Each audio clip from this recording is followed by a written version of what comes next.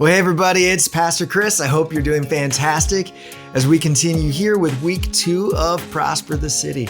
Now, last week we talked about who you are, and we talked about your networks, your abilities, your passions, and we kind of did that asset mapping exercise. And I know what it's like to walk away from a group meeting and to not have an actual project plan. You got all these gifts that we have, but like, what are we actually going to do? And I understand that nervous energy. We're actually going to channel that today into planning a project as we talk week 2 and what are we doing, and we get into some of the details of the actual project. And you're gonna have a great activity where there's some fun things that you guys are gonna be doing.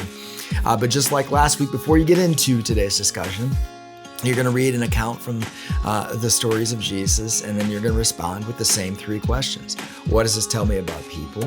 What does this tell me about Jesus? And how does this change what we do? And it's the story that you're about to read is pretty straightforward. Jesus attaches himself to some people where we see him in them and they see him in us, and it's kind of a great relationship, and he has a way of just like evening the playing field between all of us.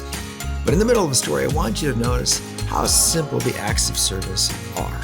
They aren't these grandiose acts of service. They're simple, they're tangible, they're easy.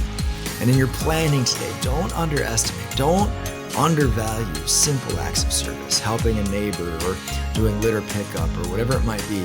Those are still powerful acts of service.